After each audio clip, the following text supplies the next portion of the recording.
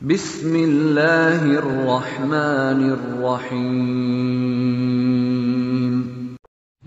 السلام علیکم ورحمۃ اللہ وبرکاتہ۔ محترم ناظرین کرام، نقصان سے بچنے کی کچھ دعائیں پیش کرنے کی کوشش کروں گا، امید کے بغور سماعت فرمائیں اور اس کو پڑھنے کی کوشش کریں۔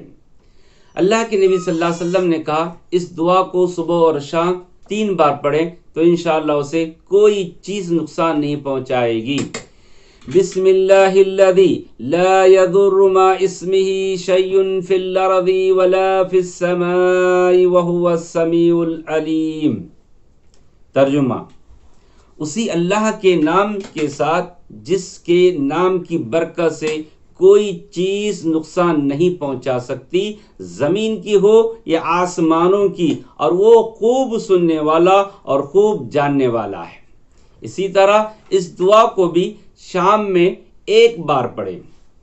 امسینا وامسی الملک للہ رب العالمین، اللہم انی اسألک خیر هذه اللیلۃ فتحها ونصرها ونورها وبرکتها وهداها واعوذ بک من شر ما فیها وشر ما بعدها، رواہ ابو داؤد۔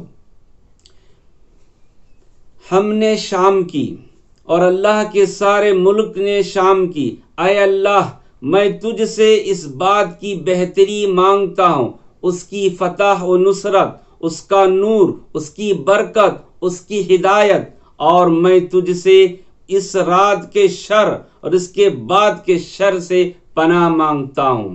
تو محترم سامعین، کتنی جامع دعا ہیں، ان دعاؤں کا اہتمام کی سخت ضرورت ہے اس دور میں، لہذا اللہ تعالی مجھے اور آپ کو ان دعاؤں کا اہتمام کرنے کی توفیق عطا فرمائے، آمین یا رب العالمین۔ السلام علیکم ورحمۃ اللہ وبرکاتہ۔